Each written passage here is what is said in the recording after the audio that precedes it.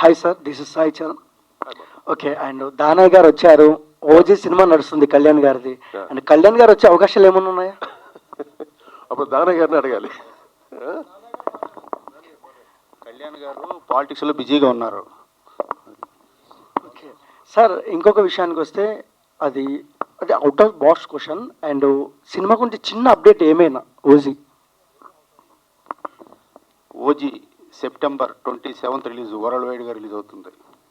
చెప్పారు సార్. ఏప్రిల్లో ఎలక్షన్స్ అయిపోయిన వెంటనే మా షూటింగ్ జాయిన్ అవుతున్నారు. ఫినిష్ అయిపోయిన వెంటనే పోస్ట్ ప్రొడక్షన్ ఫినిష్ చేసి సెప్టెంబర్ 27th రిలీజ్ చేస్తున్నాం.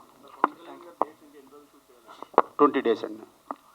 అండ్ డింపుల్ గారు లో మీరు ఒక పార్ట్ అయ్యారు, ఏంటి మీ ఫీలింగ్ ఏంటి, ఎలా అనిపిస్తుంది మీకు? Of course, elated. So ఇందాకే ఆల్రెడీ చెప్పాను. So since I'm performing for the first time, so obviously I'm very happy. Yeah.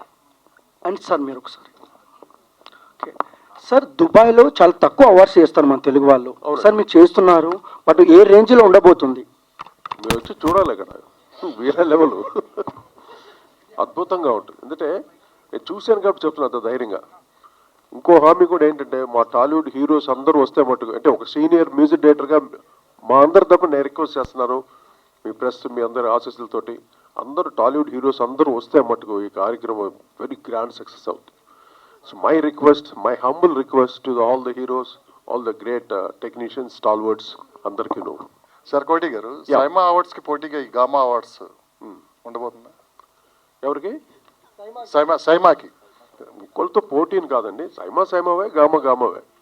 అంటే ఒక్కొక్క దానికి ఒక ప్రత్యేకత ఉంటుంది. గామా అవార్డ్ జెన్యూన్గా మేమందరం ఒక, ఇప్పుడు ఆదిత్య గారు ఉన్నట్టే, ఆదిత్య పక్క చాలా సీనియర్ మోస్ట్ డైరెక్టర్.